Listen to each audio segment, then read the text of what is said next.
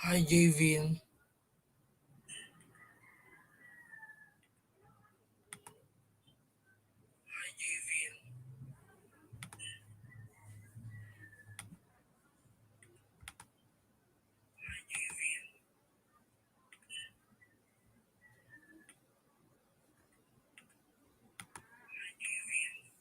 Ba't nag-i-echo to?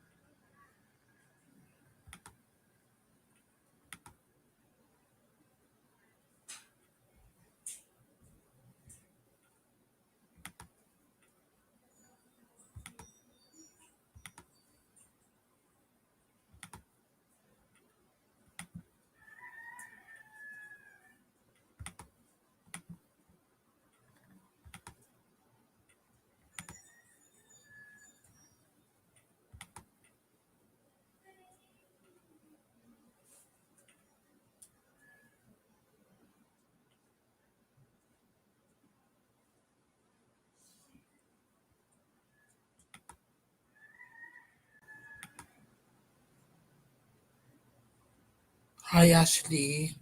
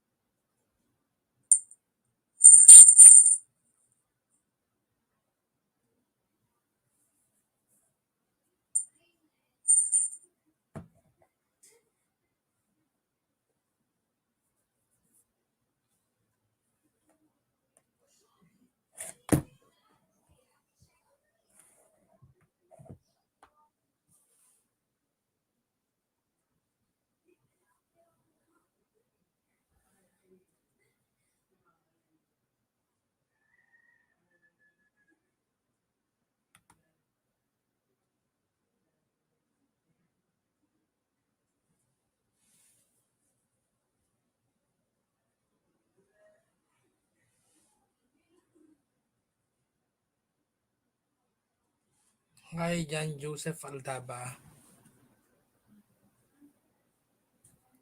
Try nyo nga magsalita kung maririnig ko kayo.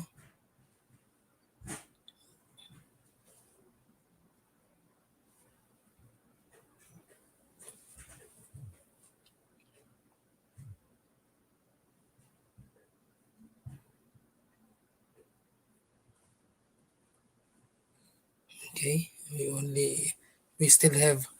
We only have, for the meantime, 4 viewers. Teka lang ha. Mag-invite ako ha.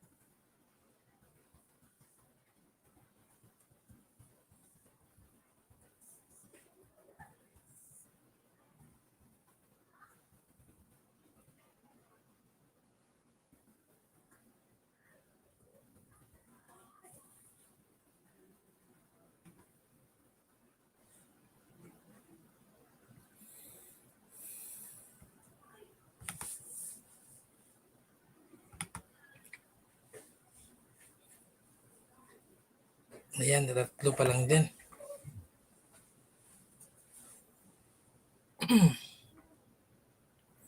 Si John Javin at si Ashley. Hindi nakakonect si John Joseph. Tsaka si Javin. Ayan, sa wakas si Kate. Good afternoon, Kate.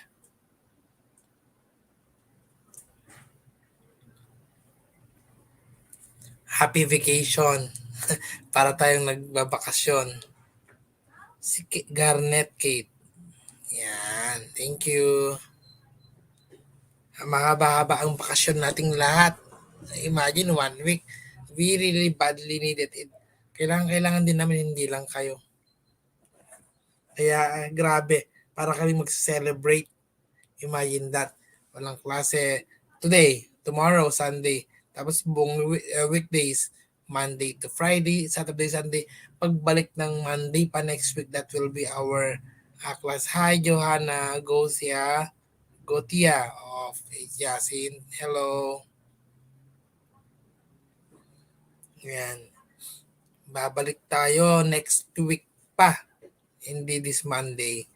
So, Simon Verhelle Queen, pero sabi niya ay hindi siya. What is this, Kit? Okay. Nag-share si Kit sa Garnet. Ayun. Mas tama pa ginawa ni Kit. Kate ba yan? Kate, whatever. Mas tama kasi ito sa YouTube, oh. Tapos yung sa akin ay sa StreamYard. I don't know eh. Hindi ko alam kung paano gawin eh. Hinahanap ko kanina pa. Well, anyway, thank you so much kay Kit.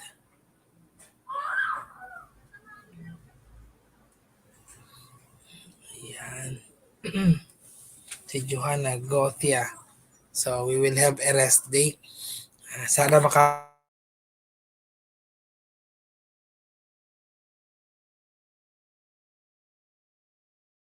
nangyari. Okay. Para walang makakaabala sa pagbabakasyon natin. You need to enjoy yourselves. Kami rin naman. Actually, hanggang ngayon ay masakit pa rin ang ulo ko. Sino si VUM? Si Ong.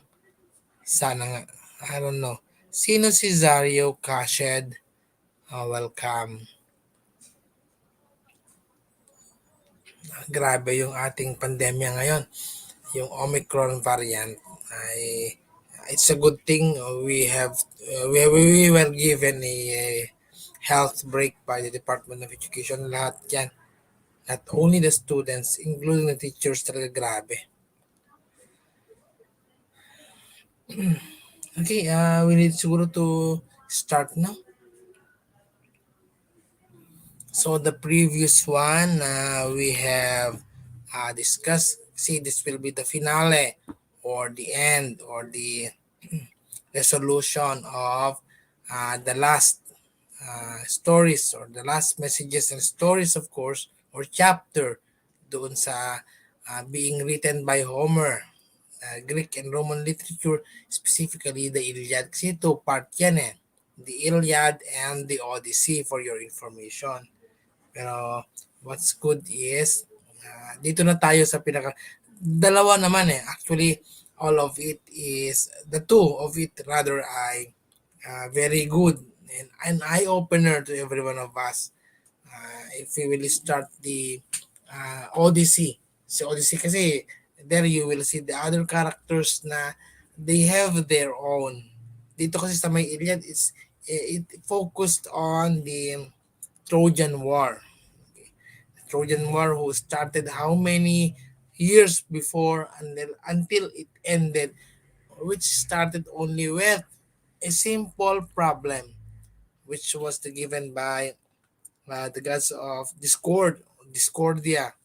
Binigay niya kay Zeus. Okay?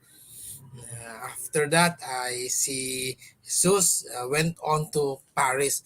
So, dito na tayo nag-end, di ba? John Joseph Aldaba of 8 Sardonyx. Welcome, John Joseph. Okay? Right. So, Doon tayo mag-start from Paris. So Paris actually is son of King Priam, di ba? He is the youngest brother of Hector, the tamer of the horse. Favorite character ni Sir. And after that, si Paris ay grew up in the protection and nurture of a village man or yung isang mga taga-baryo na family who actually picked him in the faraway mountains. Kasi di ba, there is a decree by the gods that Paris, if he will live, he shall be the cause that the Troy will burn. Okay? So ang nangyari, he grew up in a village with the farmers who picked him up. And there, he was able to grow up as a healthy young man until the time that uh, he was offered by the gods. Remember always the tatlong gods, the girls whom Zeus has a filial and love connection. Si Hera, yung wife of Zeus. Secondly ay si Athena, the only daughter of Zeus who came from him directly without any mother at all. Okay? And then si Aphrodite, the goddess of beauty and love, the daughter of Zeus and Hera. Okay? Dalawa pa lang din talaga yung nanonood sa atin. I wish you will be able to connect very soon, guys. Okay. So, I will go back. As Paris is growing up and having communication with the three goddess whom was connected with Zeus filially. Filial, ibig sabihin ay there is a blood connection. Hera is Zeus' wife. Aphrodite is Zeus and Hera's wife, daughter rather, and then Athena, the goddess of wisdom, the only daughter of Zeus who came in the world of the immortals dito sa kanyang noo or forehead of Zeus. All right. So the story started as being a young man and being able to see he's supposed to be partner, si Helen of Troy, doon sa kanyang lugar in the village, being nurtured and being grown up by village men. Okay, but one time he was able to see Helen in the help of the apple which was given by the gods. Of course, Paris has chosen si Aphrodite, the goddess of wisdom, goddess of love, beauty, and love. Okay, so always remember, Hera offered as a bribery, yung para lang piliin sila ay may inialok. Hera offered Paris a wealth beyond measure. Okay na sana yun eh. But Athena also offered um, wisdom kasi si Athena is goddess of wisdom, di ba? So Athena offered Paris wisdom and victory over war. War. Okay. Hindi ka matatalo sa lahat ng digmaan. Pero Aphrodite then offered the most beautiful face in the world. Now you have to guess, sino kaya ang pipiliin ni Paris during that time? So the answer is Paris has chosen Aphrodite. Kasi yung offer ni Aphrodite is si Helen, the most beautiful face in the world. Okay. Si Helen naman, she already knew or she already saw he's supposed to be partner si Paris. Kasi she was able to see Paris in the cascading waters of the river. Para silang nagkaroon ng instant communication, but of course, without personally meeting each other now. What happened therein is, we have to review first that Helen is actually daughter of the highest or the strongest God. Anak naman siya ni Zeus eh. Put that in your minds, people, kasi you will study this during your grade 10. Now, what happened is, the father of Helen, King Tyndareus'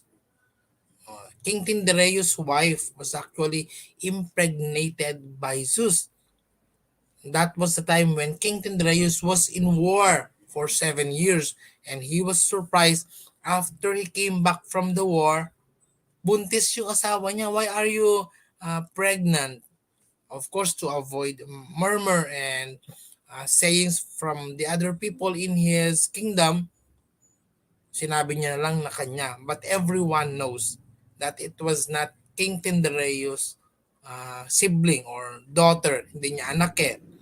And some of the people who was actually connected with the kings and the warriors, they knew that Helen is actually a daughter of Zeus, the highest god. And because of that, because of Helen, who was actually captured by Theseus and then recovered by her brother Pollux. Pollux is supposed to be the next king after Tyndareus will retire. And then yung asawa ni Tyndareus actually committed suicide kasi ay nagdala siya ng kahihiyan or shame in the kingdom. He lived in the left side of the tower. Excuse me. Hello, Angel Castillo. Welcome. Now, so going back.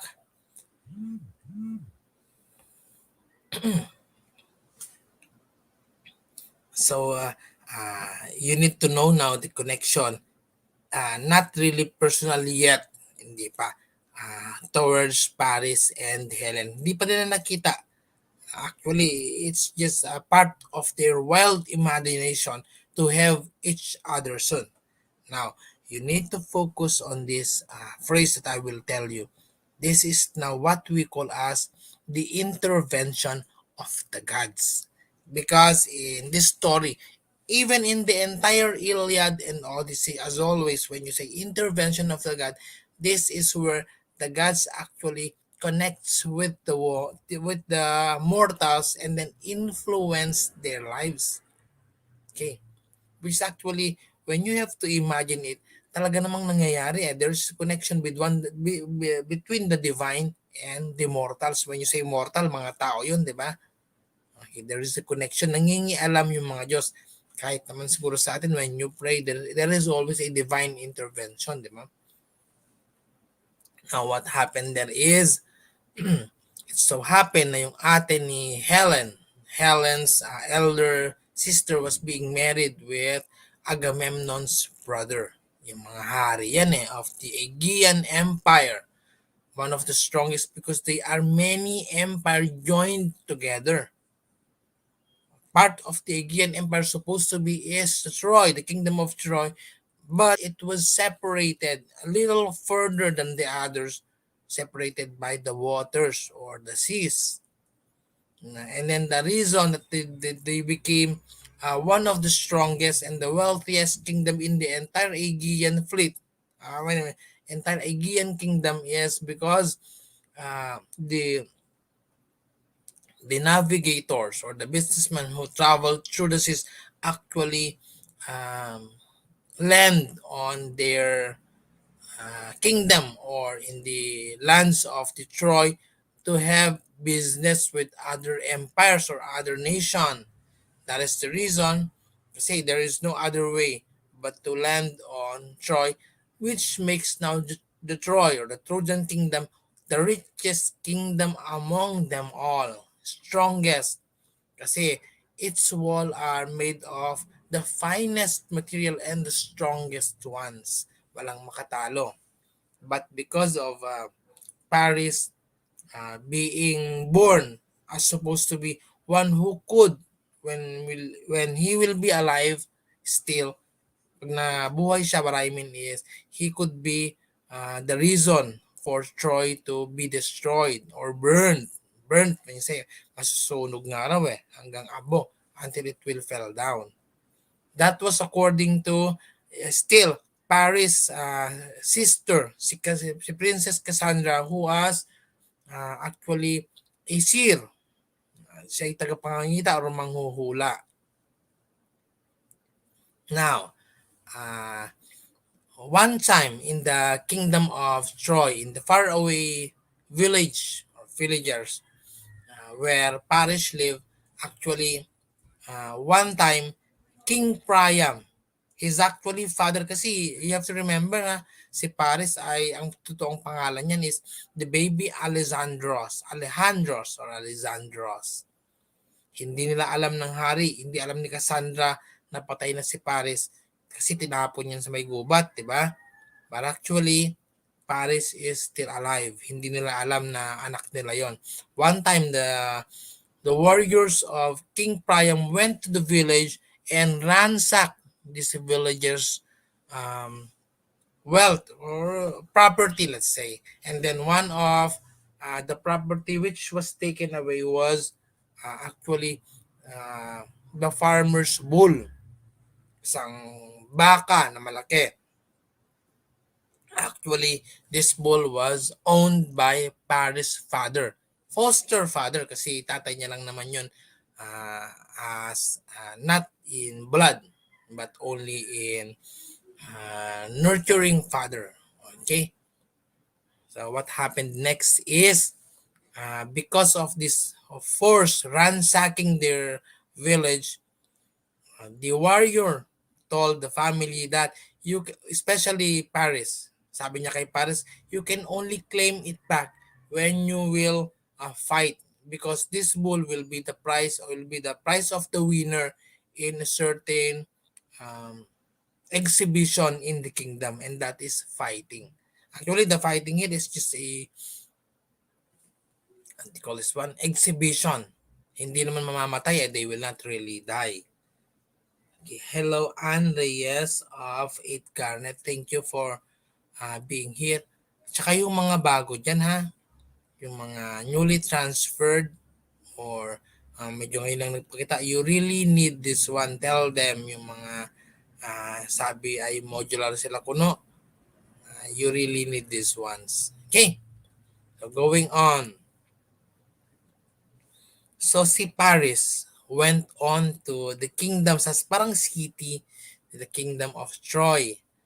Okay, wherein he started to fight, not knowing that whoever will reach the semifinals will be facing in a one-on-one battle si Prince Hector. Did I mention Prince Hector before? Did I told you before that Prince Hector is actually the tamer of the horse and Sir Calixterius' favorite character in the Iliad. Why? Because Prince Hector is being loved by the entire kingdom. He is man of principle. His wife name is named Andromache, who is actually loved him so much. Okay, ganun yun eh. One of the best soldiers of the kingdom that is actually willing to sacrifice himself for the sake of saving his co-warriors, yung mga tao na under ng kanyang leadership. You have to remember that. Yan, si Anne Margaret Reyes, thank you so much. Okay. What happened next? So Paris then went to the kingdom. Nagkaroon niya ng laban eh. Let's say parang 8 pares. After ng 8 pares, 8 na lang yung natira kasi 8 yung natalo. Naglaban-laban, 4 na lang. Naglaban ulit, 2 na lang. Okay, nakipaglaban ulit, 1 na lang. And yung 1 na lang, the finalist will be Paris and Prince Hector. Okay, you have to imagine now by this time that Prince Hector is dressed as prince, parang prinsipe. And Paris only have with him clothes of being a farmer. And then Hector offered him, kasi maraming talo na, maraming laban, di ba? After you fought several times, of course, you will be injured. May injured na si si Paris during that time. And then Hector offered him that you don't have to fight if you are already injured. And actually, no one beats Prince Hector in a one-on-one duel. Pero ang sinabi ni Paris ay, I will fight you because you have taken my bull. Kinuha niyo yung akin yan eh. During those time yung nag-aalaga kay Paris na matanda na farmer went on. Sabi niya, anak, itigil mo na yan. Pero sabi ni Paris naman, you have taught me to be brave. You have taught me to si Carlos, you have taught me to stand with my principle. That is why I will fight. Okay? Because this bull is not actually the supposed to be the price of the kingdom, but this is actually my bull. Okay? So, laban pa rin silang dalawa ni Prince Hector during the time that they fought one-on-one. That is now time. That is now the time that Princess Cassandra actually acknowledged him. Nakita ni Princess Cassandra, you have to be dead. He has to be dead by now. Habang naglalaban yung dalawa. Kasi 'di ba ang sumpa niya kailangan mamatay si Paris kahit kapatid niya yun eh. Kahit kapatid niya yan kasi si Cassandra is a seer. 'Di ba? Marunong manghula. Sabi niya, kailangan mamatay si Hector otherwise the kingdom of Troy will burn. So, ayun na yung nangyari. Hi, Javin Rio. Sana manood ka ha. Ang matagal. Okay. Bakit hindi nakakonect si Davin Rio? Bakit kaya? May I just try this? Simon Verhelikin, bakit hindi siya makapanood? I don't know eh. Okay, okay lang yan. Si Ashley Leonardo, ano siya dito, nakapin siya. Hi, Ashley. I don't know. Pwede pala sila siguro magsalita. Sige nga, Ashley, if you can hear me, you may try to speak nga. Kasi sabi niya rin sa may mic niya, oh. I can also add you in the stream pala. Okay.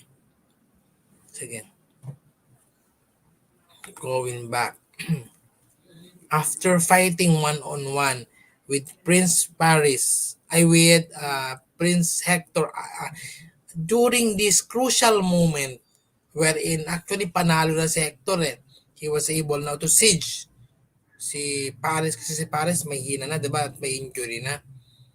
Pero during the time, probably because of the interventions of the God once again, sumigaw si Cassandra ng kill him para mapatay ni Hector si Paris. But lo and behold, at that very moment, it was the time that Paris turned around to actually seize Hector. Siya ngayon yung nakapaglagay ng patalim doon sa leg ni Hector. And then, pwede niyang patayin yun eh. Pagkasi sabihin ni Hector na hindi sumusuko. And when he said, do you surrender?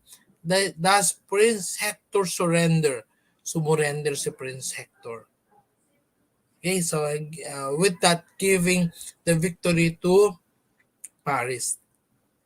And at that very moment din, at that very moment, si Paris ay kinilala bilang anak ni King Priam to the dismay of Princess Cassandra. Hirap naman yun, sabi niya. Sabi nga, dapat mamatay yan eh. So, he will be the cause of Troy's destiny, which is to be burned. Pero wala silang nagawa kasi instinct of the parents, that is your blood and bones and flesh, di ba? Nung nakita nila yung anak nila ay wala silang nagawa. Pero tanggapin silang lahat. Tinanggap niya yun lahat. They actually taken him as one of their son. And that is now the start that they went to the kingdom of the Aegean para makipagbati sana. And then it's also happened na si Helen ay nandun in the wedding to be Hi Angel. pumasok si Angel sa... Okay. Ba't nasa stream kaya sila Angel? Si Mon, si Ashley, and then si Angel. Angel, nasa may stream kayo, Angel. Magsalita ka nga, Angel, kung narinig mo ako, ha? Kasi sabi niya, you can speak, eh. Add to stream. Well, anyway. Sige, let it be. And so, ano na yung nangyari after that? Nung nagkita si Helen at si Paris accidentally lang to or incidentally, without any knowledge at all kung sino sila, it so happened that they have an eye contact, and immediately at that very moment, they knew they were destined to be with one another. Pero dahil namatay si Pollux, nagkaroon ng gera, di ba? Ginawang draw lot si Helen, whoever will take her as wife, pinamigay. And then during that ceremony itself, Helen was paraded in the kingdom or in their banquet ng nakahubad. See, that is the decree of these warriors and mga princess, mga prinsipe.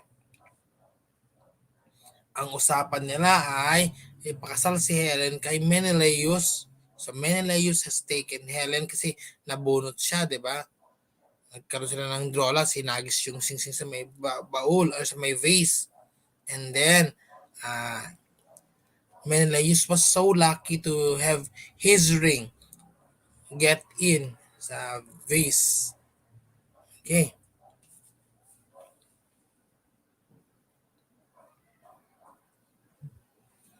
Mm-hmm. Sandali lang na may naano lang ako rito. Ayan. And so, malayo-layo pa ng konti. Medyo i-forward ko na ng konti, ha. Napapagod din si Sir dito sa Iliad and Odyssey. It's a very nice story naman kasi talaga. Ayan, so kinuha niya kasi napahiya si Helen, di ba? Supposed to be Helen will also commit suicide, but talon dapat siya dun din sa pinag-suicide ng mama niya na Reyna. But actually, she was saved by Paris. At dun pa lang, when they met, they kissed each other because they knew they were destined by the gods.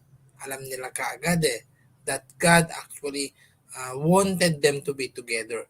Not all of the gods, kasi yung mga gods, sila Apollo, the god, the messenger of the god, ay ayaw rin niya. Si Apollo is also considered to be god of war. One of si Ares. Okay, you need to know that. And so it happened na, di ba? Na kinuha niya at inuwi niya. So nagkaroon ng gera. Kasi sabi niya, magkakaroon ng gera to protect Helen with his new wife. Magiging king din, si King Menelaus, the younger brother of supposed to be the newest king, King Agamemnon of the Aegean army. Kapatid yun, ha. Yung ate ni Helen, asawa ni King Agamemnon. Agamemnon, of course, is considered to be a bad king. Tapos pagka imamatch mo, ganito yan, ha. Sino ang match na maglalaban? Si Hector, di ba? He is a great warrior and a principled man and a family man. Sabi niya sa Andromache, may anak sila eh. And then, ang match niya na maglalaban ay supposed to be si Agamemnon. Yung kapatid ni Hector na mas bata sa kanya, si Paris or baby Alexandros before. Ang magiging match niya naman sa laban ay si Menelaus. So, yung dalawang brothers yan. Si Agamemnon and Menelaus versus Hector and Paris. Ayan, match na match. And so with that, ay okay yung naging laban niya.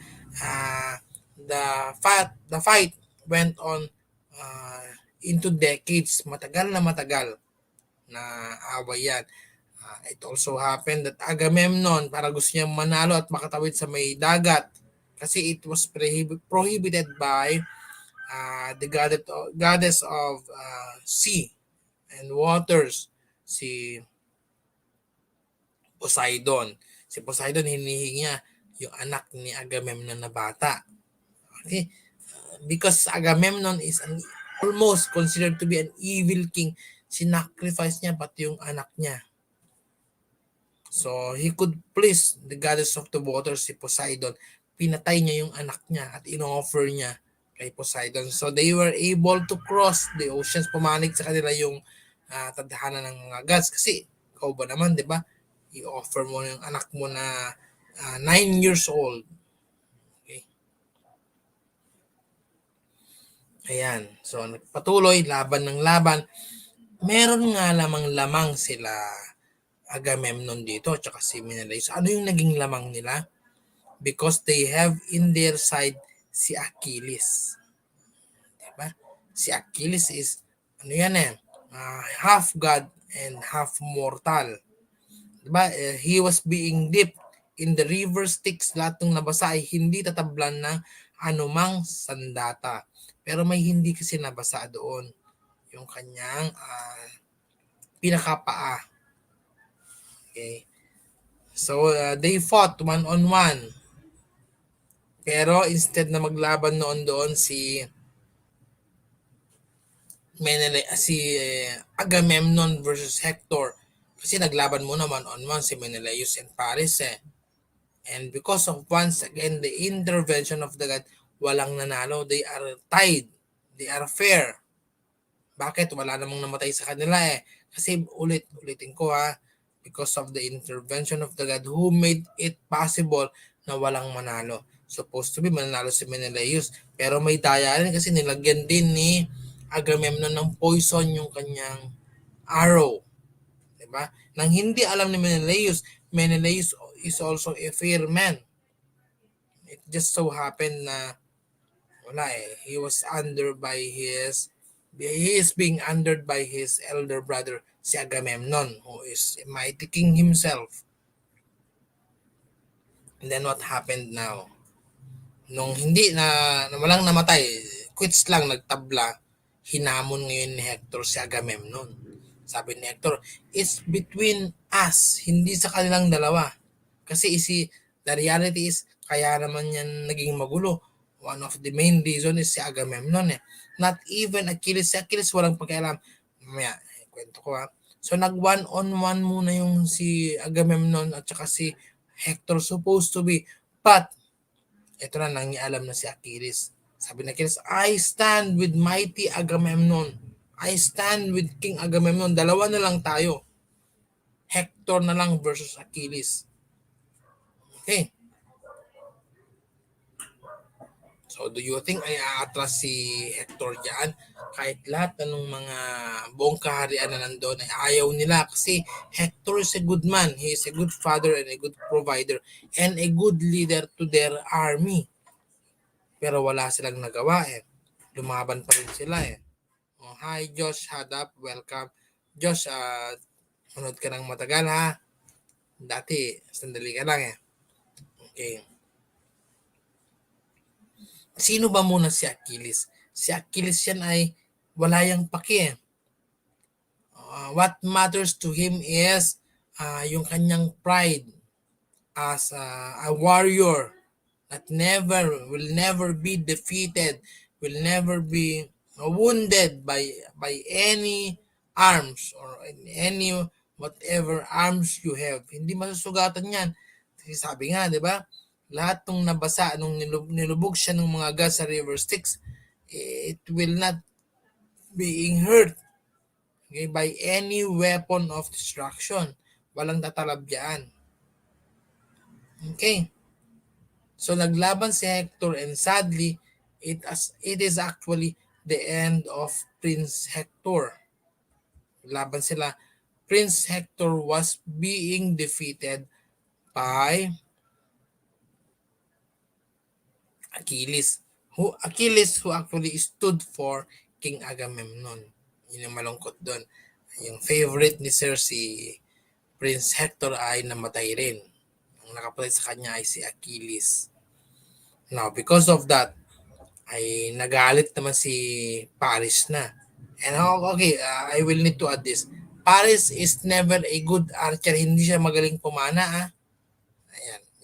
That's just an additional fact. Hindi siya actually magaling talaga na warrior. Pero, ganun man ay, lumaban siya. Kasi ang ginawa ni Achilles, actually this is a bad idea eh, nakakaawa talaga si Hector. He dragged the body or the remains of Hector, tinali niya sa kanyang chariot at iniikot niya doon sa paligid ng square one ng kaharian, the kingdom of Troy. Hi Alwina. Alwina, nandito ka sa ano. I-add kita sa stream lang ha. Let's just see kung ano yung magiging effect. Ito kasi nakalagay Alwina. Add to stream eh. And then you try to speak Alwina ha. Ayan. Alwina, can you show yourself now? Pwede ka rito. Dalawa na, di ba? Nakita nyo? Ayan, dalawa na. Okay. Ayan. One of the best na estudyante ko ngayong taon, si Alwina, who is actually tumutulong yung bata talaga na yan. Ganun pala siya. Alam ko na. Pwede parang dalawa rito yung ayun, may pangalan pa nakalagay yung Alwina. Okay, pwede palang dalawa yung magbigay ng feedbacks or mag-host. Okay. Alwina, if you will have time, try to speak up ha. Hindi, try ko lang rin muna. Ayan. Cannot unmute mic. Si Alwina lang raw yung pwedeng mag-unmute. Okay. Kita mo Alwina, you have your name on the screen. Okay. Moving on. Malapit na. Dahil naglaban yung dalawa, napatay ni Achilles, yung favorite character ni Sir Calixterio, si Hector. And because of that, si Paris na younger brother ay lumaban. During those time that Achilles was actually dragging Prince Hector's body. Kasi sa kanila may paniniwala sila na when you die, you need to be buried in the earth. Kailangan mailibing ka ng maganda at marangal. Otherwise, your soul or your spirit will linger in the lower down or the kingdom of Hades. Para kang nakakulong na spirit doon kapag hindi ka nailibing ng iyong mga kamag-anak. Siguro there will be may mga pinaniniwalaan siguro sila na I don't know paano sila ilibing. But actually the thing is they need to bury their dead ones. At sabi ni Achilles, hindi ko to ibibigay yung body ni Achilles. Ganun kunwari pag pinakain sana yun sa hayop, it's saddening to the part of the family ng namatayan kasi they will always know that the spirit of that dead body will linger in the dark.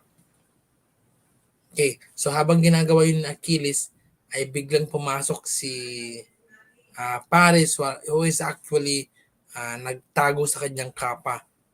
And then he drew himself at naghamon siya ng you have to fight me, Achilles. Si Achilles lalong ano yan kasi, Achilles wanted to win all war.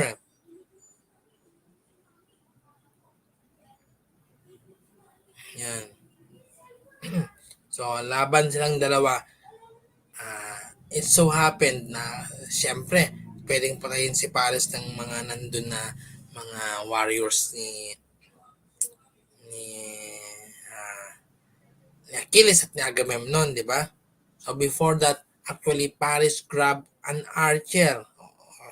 Nakapang-agaw siya ng isang pana. And before he died, kisasagasaan siya ng chariot ni Achilles eh. He was able to seize up the chariot of Achilles at nung nakalampas si Achilles, nakahiga siya. Hindi siya marunong magpana. But because of the divine intervention, the archer, nagpakawala siya ng isang archer at incidentally tumama sa paa ni Achilles. Okay. Sorry, I have to remember now. Diba lahat nung nabasa, nung nilubog si Achilles ay hindi natablan? Pero may by part ng body ni Achilles that will be in effect with weapons. Yun yung hindi nabasa.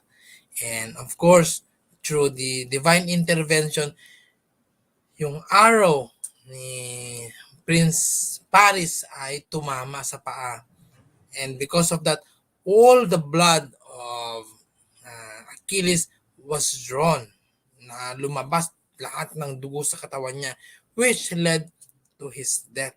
Namatay si Achilles at the end.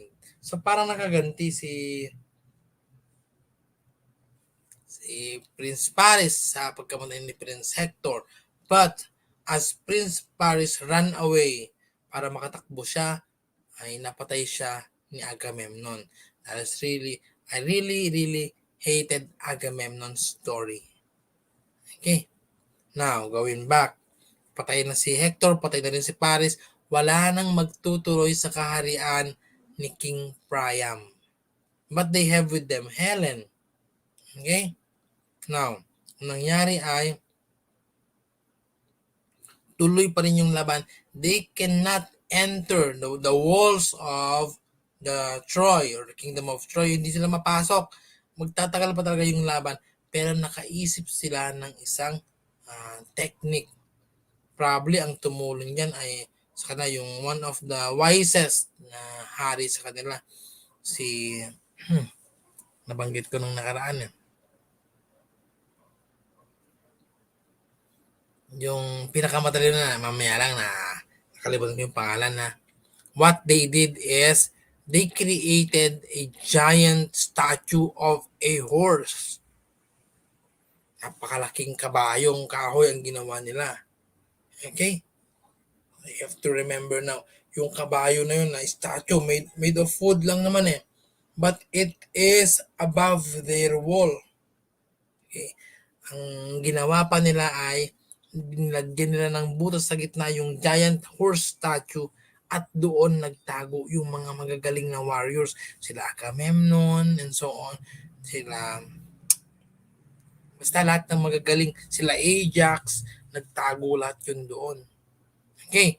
And then, ang ginawa nila lahat ng mga barko nila kasi 1,000 fleet yan eh, na nag-away-away. Kaya nga siya tinawag na the face who launched 1,000 ship, diba? It's Helen. Dahil sa kanyang angking ganda, naglaban-laban daw ang libo-libong mga barko. Okay? So what this Aegean army did ay nagtago sa taas ng horse statue. Tapos yung mga barko nila ay kunwari umalis na. Okay? Tapos meron sila doon isang maliit na slave or alipin nila, iniwan nila doon kunwari ay nakalibing. Remove ko muna si Alwina. Yan. Hindi naman nagsalita si Alwina eh. I-remove ko na lang muna siya. Okay. And then, when the following morning came in, nakita nila King Priam, bakit wala na yung mga barko ng kalaban? At ano yan? Kasi they were surprised of seeing this mighty structure, yung wooden horse. Sabi ng mga magagaling na mga manghula, ay iniwan yan ng mga kalaban para harangin yung sunlight. Pangpaswerte raw yun eh. Sabi ni King Priam ay, sunugin nyo yan. Dapat talaga ay susunugin yan. Pero nakita nila doon yung iniwan na alipin, kunwari nakalibing. Okay? Sabi nung alipin yun, or the slave, sabi niya ay, iniwan yan para magkamalas to yung Troy and so on. Okay? Naniwala naman, pinatawad yung slave, naniwala. Ang ginawa ni King Priam ay, ipinapasok niya, pinagiba niya yung pader para magkasya yung giant horse statue which went in sa the kingdom of Troy. You have to imagine that. Tapos, when they learned that the Aegean army has gone, wala na pala eh. Wala na pala yan eh. So everyone in the Trojan kingdom celebrated to the fact that they all drink and being drunk of wine. Sila ay nag-inuman at nagpakasaya dahil wala raw makatalo sa kanila, not knowing na yung mga barkong umalis ay babalik at the midnight. So midnight tumaan, bumalik ulit. Paano nila nalaman yun? Yung slave ay umakyat into the tower. And then meron silang sign. Sabi niya doon, pag magtatapon siya ng torch sa west side ng kanilang karyan, that will be the sign that it's now the start. And since yung kabayo na nandoon na sa loob, meron din silang sign. Nung pinukpok niya yun ng 4 na beses, it's now the signal na yung mga warrior na yun ay kailangan ng bumaba kasi they are now ready kasama yung mga hundreds kung di man thousands of ships na bumalik. They are now ready to attack and they are ready to open the gates of Troy. Yan yung end ng Troy eh.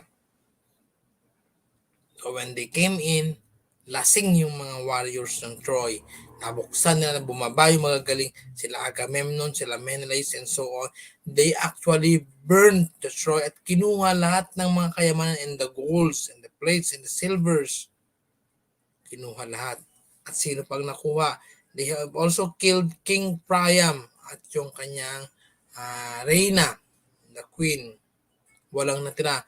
Even all the vendors, the businessman ng Troy ay being yung mga women rather, ang mga dalaga na ay being abducted and made as wives or mga kabit ng mga sundalo ng Aegean army. Pero ano yung pinapremyong gusto? Aside from the golds, kasi ginamit lang yung mga golds pala na yun para one of the motivation. But actually, sa isip ng kanilang leader who is now a king, si King Agamemnon, the evil king, para sa akin lang naman yan, ay si Helen. Kasi noon pa lang, meron na siyang desire for Helen, the face who launched 1,000 ship. Okay? So, ginawa ni Agamemnon, kahit asawa yun ni Menelaus na kapatid niya, ginawa niya ay he raped Helen. Yung pinaka-premyo niya eh. Para siyang sinaniban na, you have to imagine that, para siyang sinaniban ng evil that he raped his younger brother's wife. Kasi kaya nga, bakit nga pala maganda si Helen? Di ba may sumpa yan? At no man can resist your charm. Sino nang bigyan ng sumpa? Asawa ni Jesus. Kasi anak ni Jesus yan si Helen, di ba? Nabigyan ng sumpa si Hera. Ayan, sinumpa niya na walang lalaki na makakatanggi sa iyong kagandahan.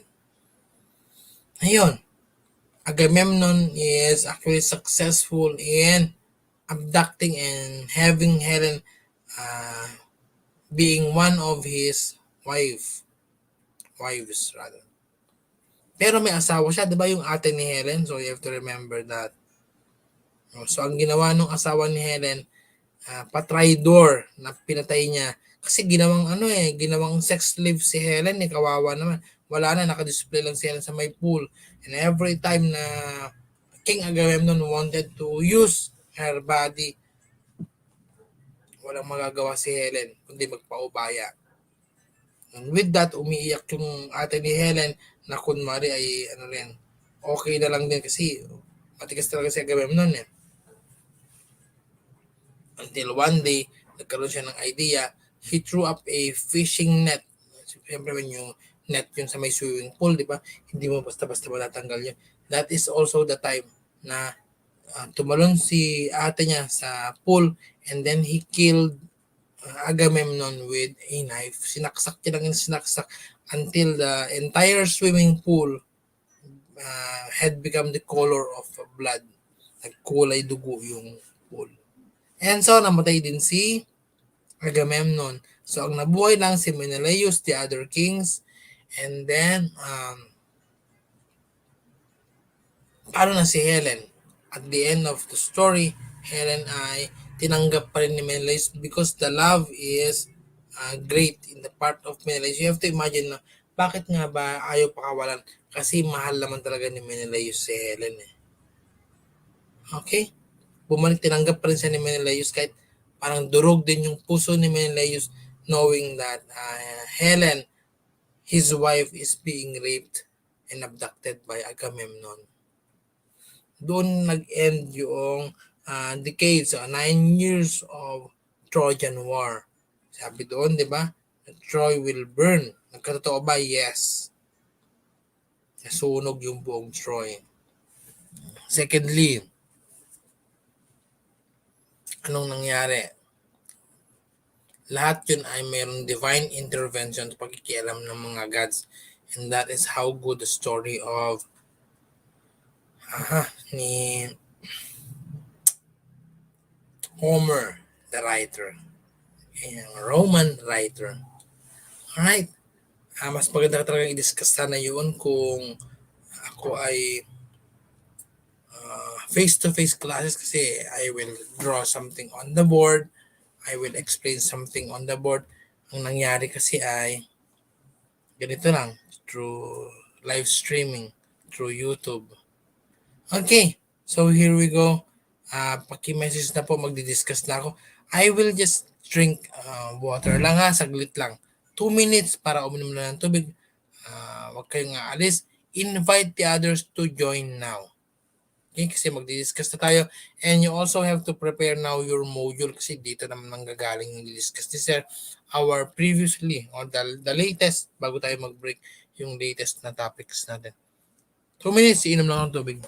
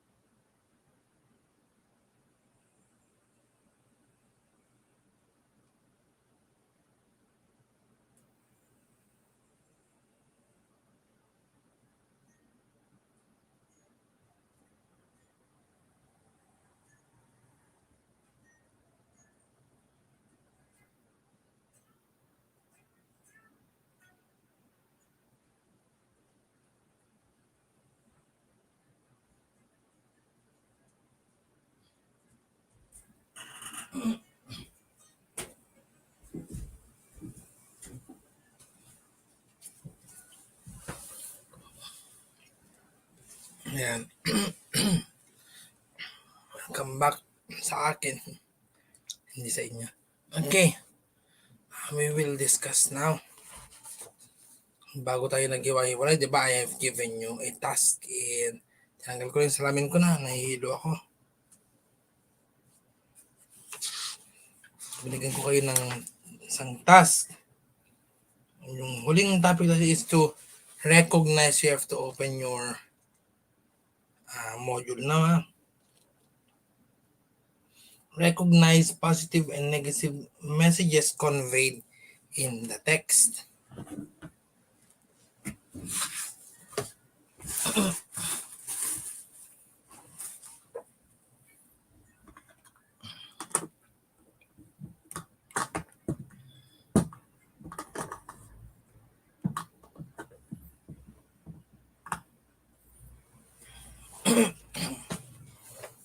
Okay.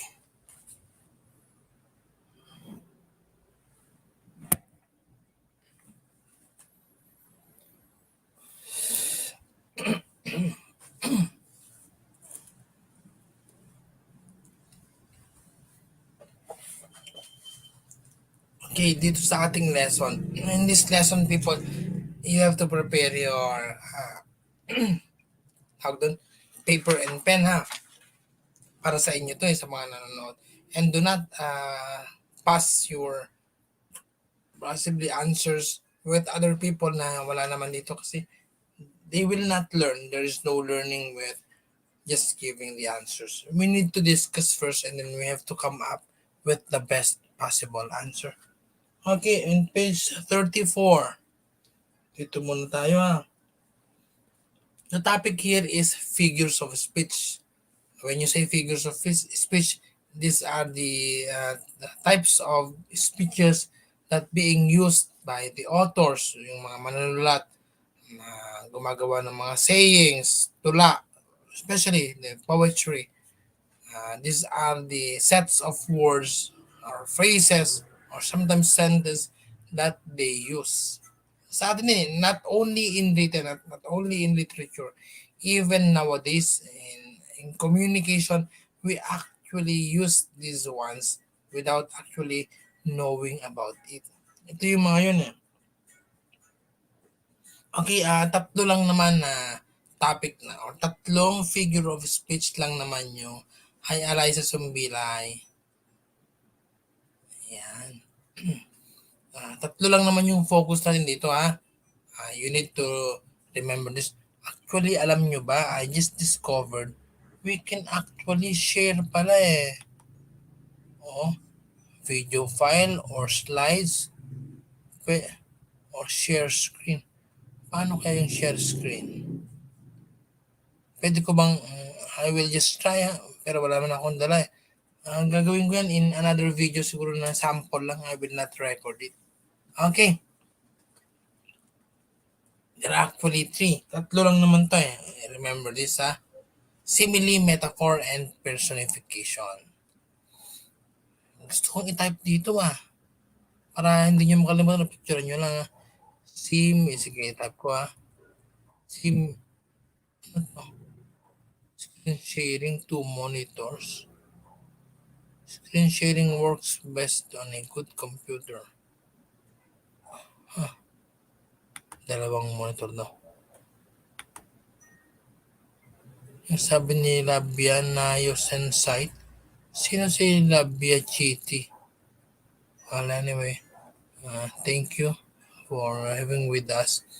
Okay, so you might want to help me, whoever you are, sino man kayo.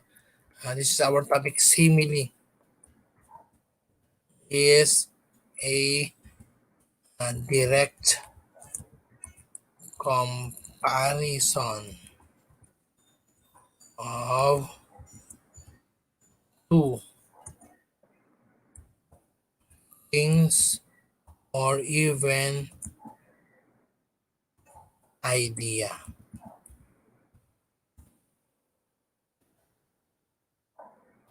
Yan ha. I will show it para nakakulay blue yan. Yan. When you say direct comparison, pag-uugnay lang naman yan eh. Tandaan yan palagi ha. Simile is a direct comparison of two things or idea. Ang tawag dyan as figure of speech is simile. Okay? When you say simile nga, pag-uugnay, hindi pagkukumpara ba't pag-uugnay, ano yung pagkakatulad nung dala? So we use in simile, ito yung ginagamit natin na we use the words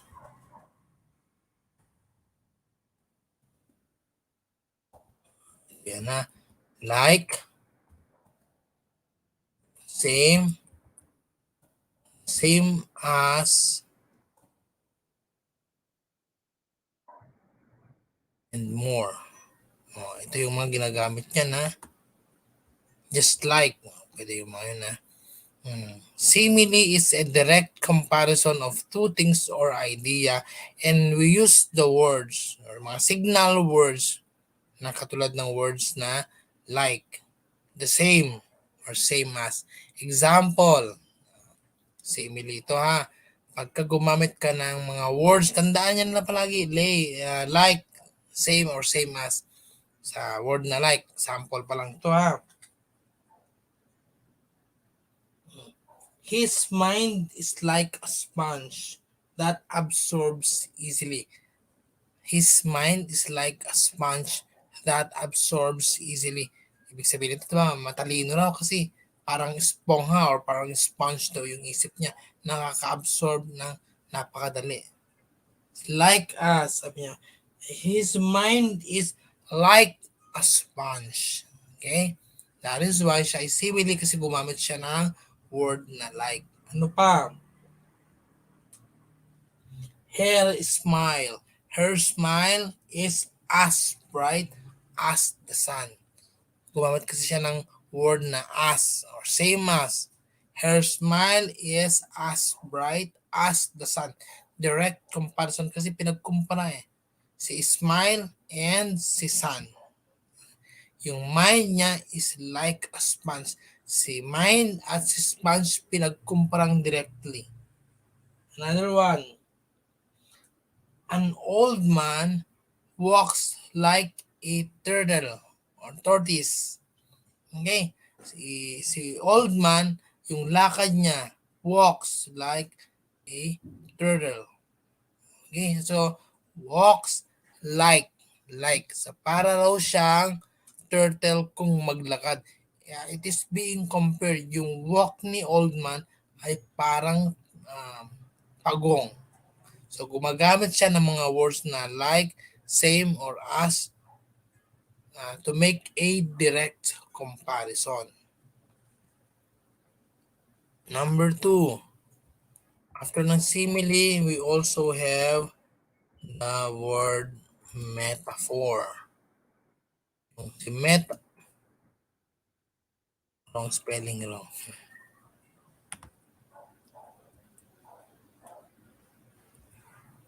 Ayan.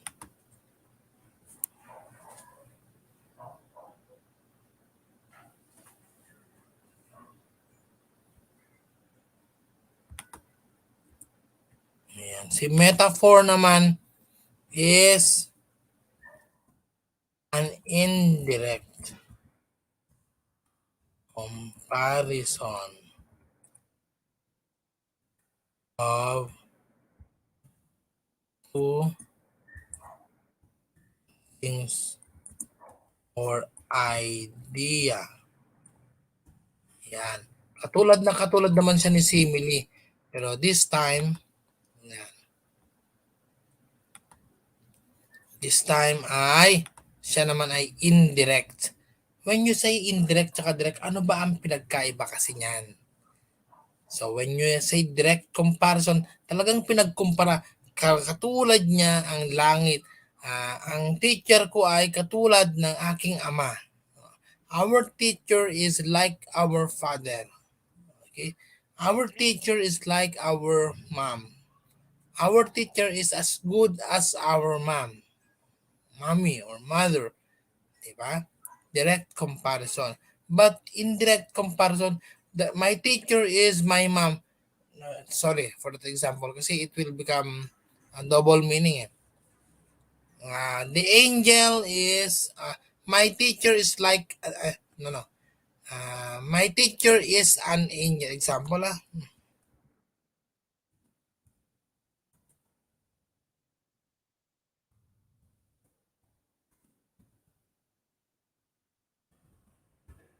Yan. Example, my teacher, sorry this is to be capitalized. My teacher is an angel.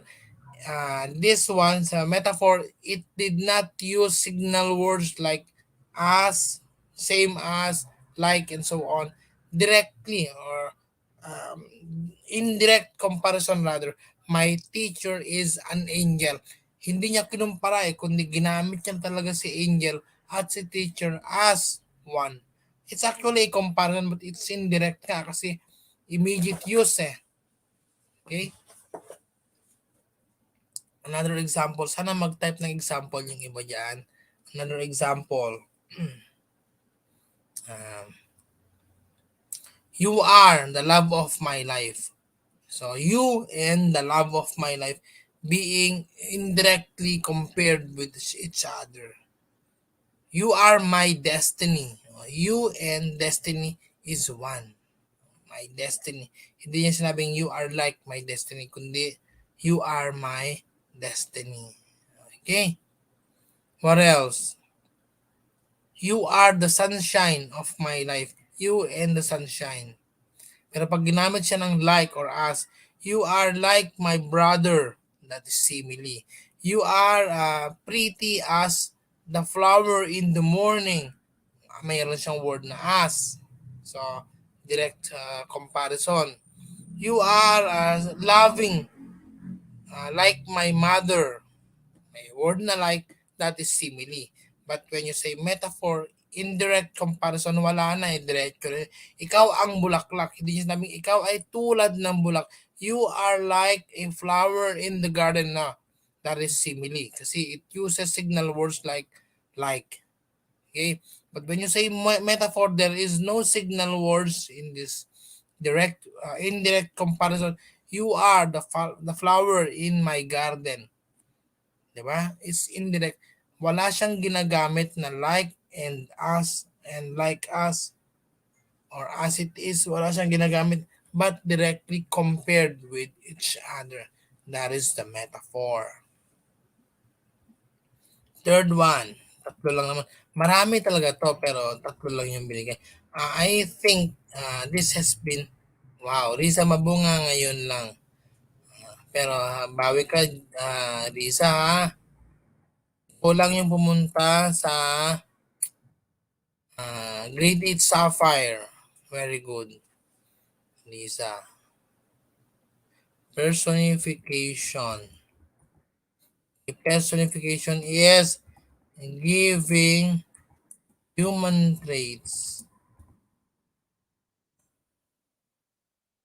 in an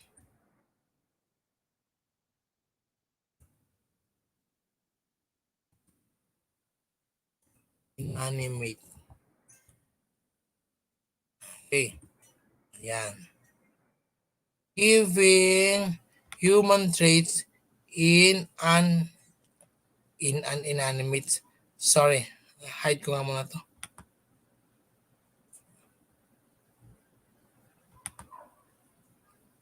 Ay, hindi na pala siya mabubura. Mali lang yung grammar. Teka lang. No? Okay. Hindi ko, hahide ko na lang siya. Mali yung example. Walang letter S. Okay? Giving human traits in inanimate lang dapat. Or giving human traits in an inanimate. Walang S. Okay? Sorry for that. When you say personification or when you say giving human traits in an inanimate, nagbibigay daw ito, yung personification nagbibigay ng mga bagay na katulad ng tao sa hindi naman tao. Okay. Ano yung inanimate? first and foremost, inanimate ay wala namang buhay. Pero pag yan ay nilagyan mo ng mga bagay na katulad ng sa tao, that part of speech is called as personification. Okay? Sample, the wind blows in my ear. Di ba? When you say blow ay hipan, parang yan, blows. Di ba?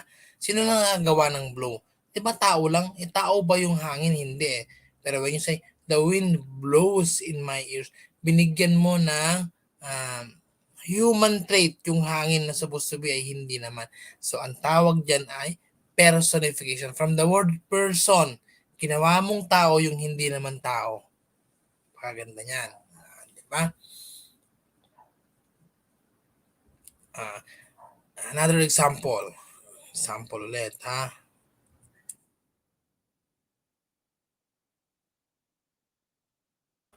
Ano nangyari? Nawala.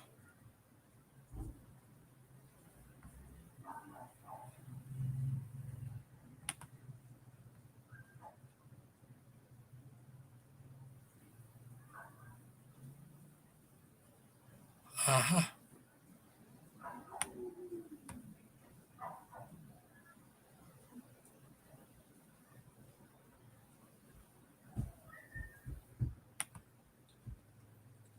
May napindot ako. Well, anyway.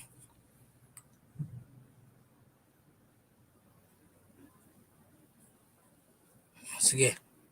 Ano ko Pag ilando ko naman to.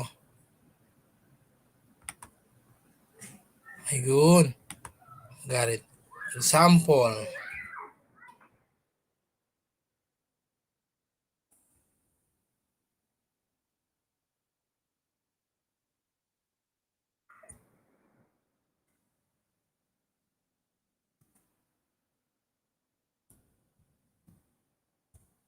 Okay.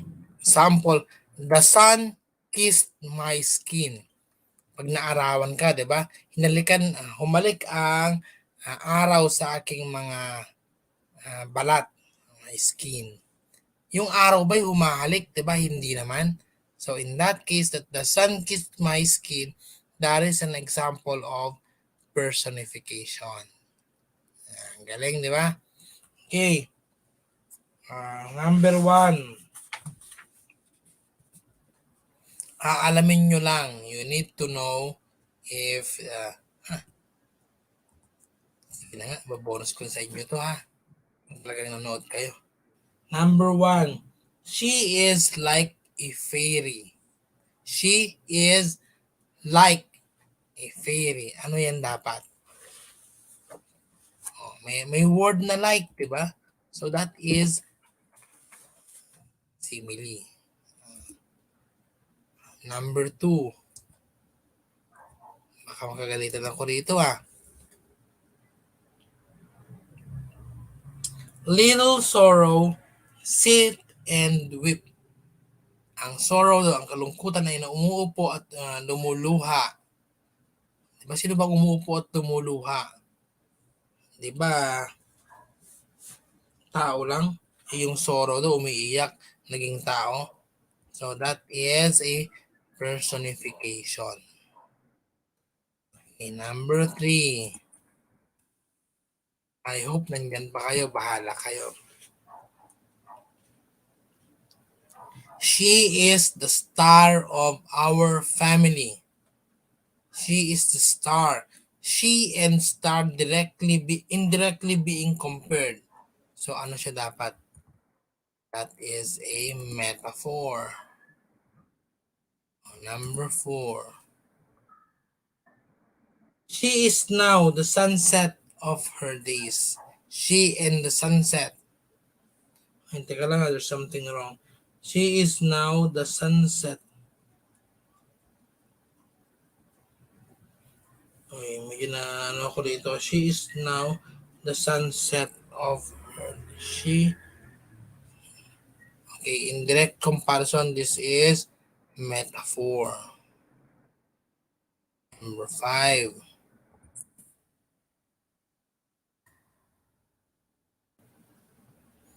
silence dropped like a curtain around them. Like a curtain, silence dropped like a curtain. Diba? So alam na. Like a curtain eh. So that is a simile. Number 6. Pearly white teeth. Teeth, rather. Ano yung pearly? She is like a pearly white teeth. Kasi I don't know, binago ko to eh. I will jump with number 7 unless I could just read kung ano yung nilagay ko sa number 6.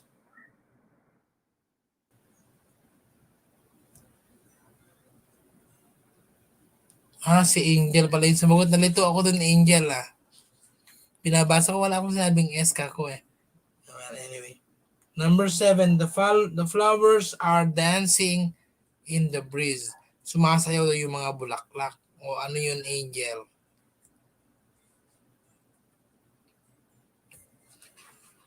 Okay, number 8. Sige, number 7 muna. Sumayaw ang bulaklak. That is a personification. Ayun, may sagot si Angel pala. Tama yun, Angel. Number 8, Angel. Buti nandiyan si Angel. Napaka-supportive talaga nitong dalaga na ito ah. Okay, number 8.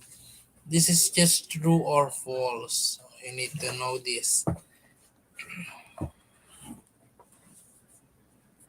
Harry Potter is an example of a situational irony.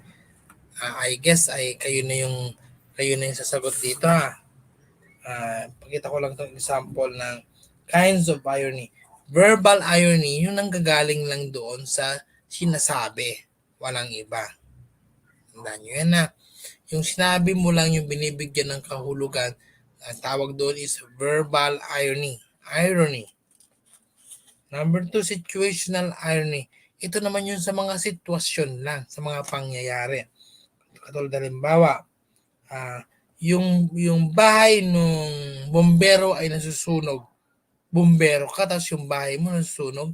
That is a situational irony. Ang doktor ay nagkasakit. Doktor ka, nanggagamot ka nga ng sakit, di ba? Pero ikaw yung nagkasakit. That is a situational irony. Natuto yung teacher sa kanyang aralin. The teacher learned from his lesson. Wow, situational irony. Ikaw yung nagtuturo, ikaw pa yung natuto. Okay? Hindi alam ni teacher the teacher doesn't know much about her lesson or his lesson.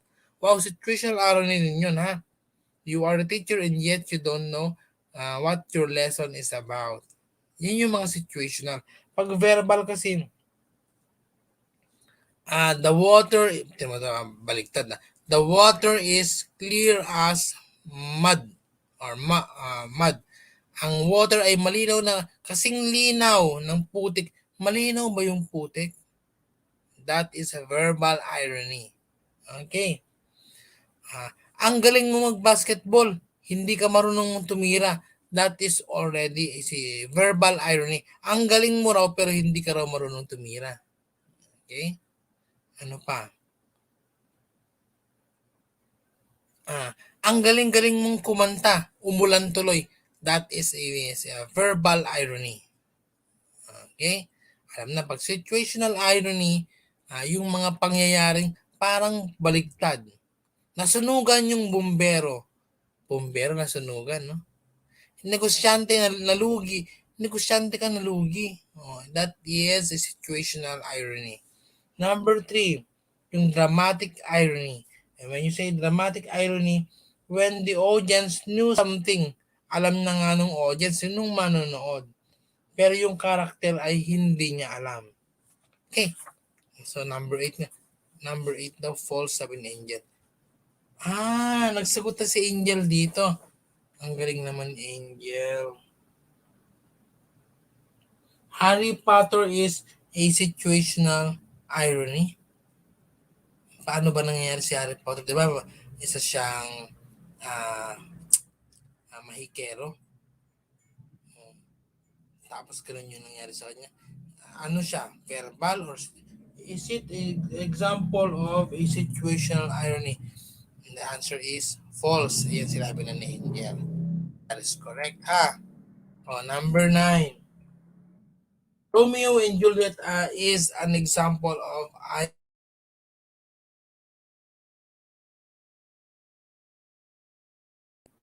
nawalan yata ng signal. Ano ba si Romeo and Juliet, 'di ba?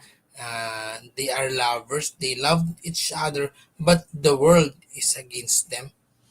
Yun ba ay isang example ng situational irony? Uh, the answer for me is true. Bakit? Kasi when you love each other, the world will not be against you. Pero sa pangyayari kay Romeo at Juliet kasi ay mahal nila yung isa't isa pero ang mundo ay ayaw na sila ay magmahalan. Di ba? They have committed suicide, both of them. Okay. Number 10. Verbal irony is when someone crashes into a car accident and the passenger says, nice going. Nabangga ka na nga, na-aksidente ka, sabihin nung pasahero mo, nice, nabangga tayo. Is that a sample of a verbal irony? That is, ang galing na Angel. Si Angel tagasagot ko ah. Number 10, number 10 is true. Ayan. On number 11, Angel. A chef who won't eat his cooking is a situational irony. Ibalikan natin yung ano nga ulit yung situation ng bomber na sunugan ng bahay, di ba? O, yung chef daw ay ayaw niyang kainin yung niluluto niya kasi hindi siya nasasarapan. Yes, that is true. Sabi rin ni Angel. Number 2. Galing ni Angel ah. Number ano tayo? 12. Dramatic irony daw kung yung pilot ay afraid sa piloto ka pero takot ka sa mataas na bagay. Is that a dramatic irony? Are you sure? Ang sagot dyan ay antay ko sa Angel na. False. Okay? Kasi ang piloto ay natakot sa mataas na lugar ay situational irony. Double check ko number 12. Sabi niya dramatic irony. No, it's not. Okay? Number 13. Number 13. A barber always needs a haircut himself. That is true. Okay? Nakakatawa. Barbero ka, pero nangangailangan ka ng magpagupit. Okay, ang galing ha. Number 12 of false. Tama rin si Angel. Angel, number 14 tayo. Dramatic irony, I cannot wait to read the 100-page report. Sinabi mo na, hindi na ako makapag-antay na basahin yung ang dami-daming report. Example daw ba yun ng dramatic irony? Sabi ni Angel ay false daw. Actually, ang sagot ay false. Bakit false, Angel? Kasi hindi siya dramatic irony. It is a verbal irony. Last number, Angel. Number 15. Guidance counselor. Diba sila nagbibigay ng mga payo? Mga payo tungkol sa pag-ibig, sa pagpapamilya, sa mag-asawa. Sabi niya ito, guidance counselor, nag-file ng divorce. Anong example yun?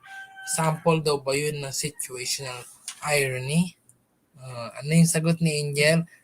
Wow, number 14 true. Galing-galing naman ni Angel talaga. Ampunin na kita, Angel, ha? Type ko nga.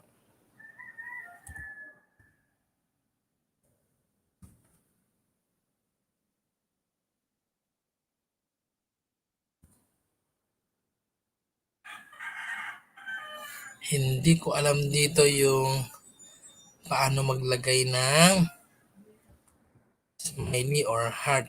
Aha. Ayun.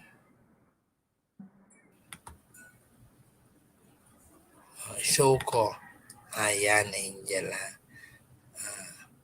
Okay na to, may 4 na viewer. Si Carlos Miguel nandyan pa nanonood yan, Angel. Kasi sabi ko manood lang siya sa baba. Nakita ko friend kayo ni Carlos. Okay. So, thank you so much. Salamat, Angel. Salamat. Okay, thank you po sa Angel. Meron lang tayo rito na 4. Sino kaya tong 4 na to? Sana makita. Hindi ko makita Okay, yun lang.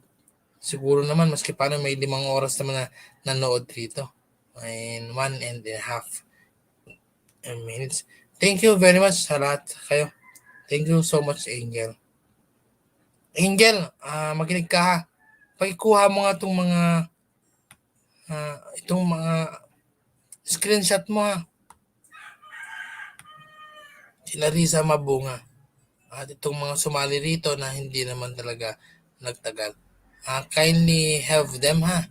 And then type mo na lang dyan at send mo sa akin, Angel ha.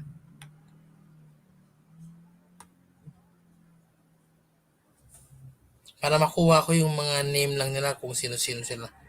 Thank you so much, Angel. Makukuha ko pa rin naman yan lahat kahit hindi mo gawin. Pero kung magagawa mo, I will really appreciate it. Thank you so much guys and have a nice vacation. Yung 4 na nanginayang ako Kasi it's e-help in my YouTube channel. Si Javin, hindi ko naman nakita. Sana kasama. Si John Joseph, nandito rin. At probably si Angel na yung isa. Well, anyway, thank you so much. Happy vacation. Kahit sa pandemya tayo ay ingat-ingat tayo ng konti. Bye. You may now go if you wanted to. Nangihinayin lang ako sa may 5 na yan Kaya, di ganito lang muna tayo. Habang nanonood sila. Ang tawag dito is naka-silent na live. Yan. Thank you. Bye-bye. Si Alwina biglang nag-join nang tapos na. Yan. Alwina thank you so much. Bait na bata yan. At si Alwina will be helping me rin sa pagre-record. Mag-record tayo ng grades, Alwina, ulit ha. Habang tayo bakasyon para pagbalik tayo sa eskwelahan, konti na lang yung gagawin kasi we are already prepared. Yan si Alwina Thank you so much, Alwina. At next time, siguro samahan ako ni Alwina at ni Angel. Pwede kasing mag-co-host pala rito kung hindi sila nahihiya. Kasi si Alwina pinapasok ko kanina, hindi lang siya pumasok. Pero actually, pwede pala yung ganon. Eto. Siguro may napindot kasi ako rito. Yung naka-layout siya. Ganon pala yun.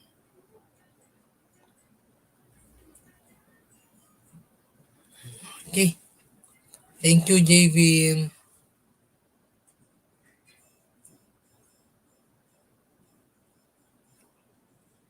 Bye. Naging 6, dumami yung viewer Dahil bakasyon na, di anong gagawin?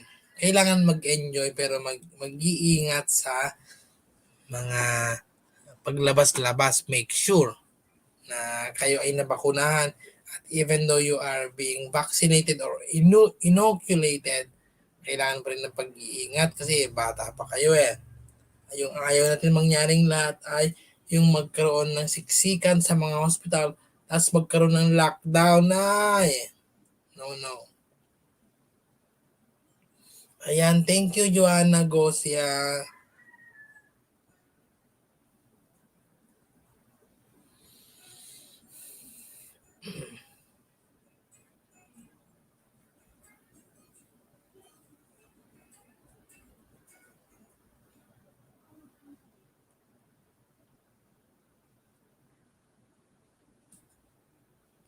Silent ang tayo.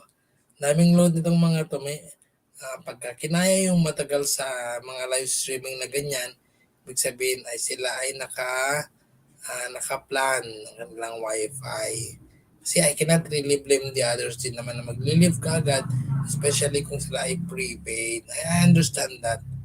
Yung mga nandito at naka-plan at naka-wifi, kahit di naman nanonood, basta naka-game dito, Actually, that is a big help. Pero mas maganda rin naman na nakinig kasi I'm not going to have a live session naman din nang walang binibigay na learning sa mga nanonood.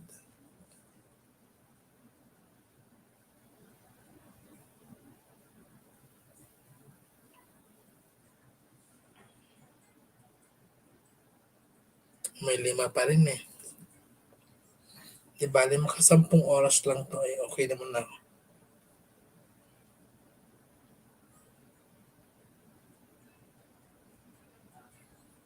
Sakit ulo. Sakit ulo na sir. Hindi maalis-alis.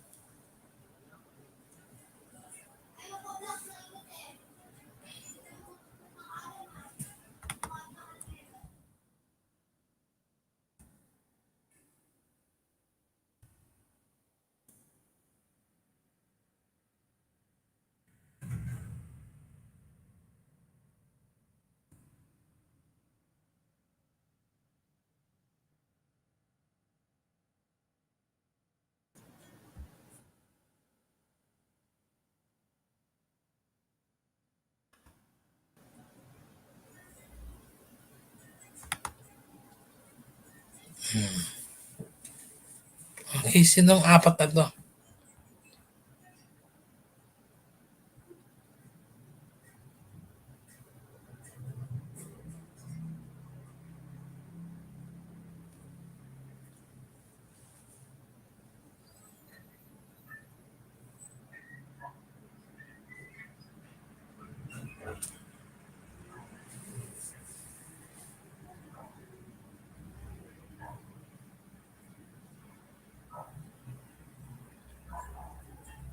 Pag may isa pag mag-live, I will also...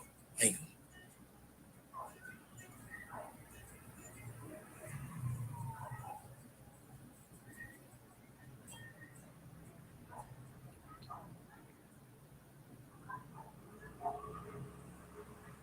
I will now end this one. Goodbye.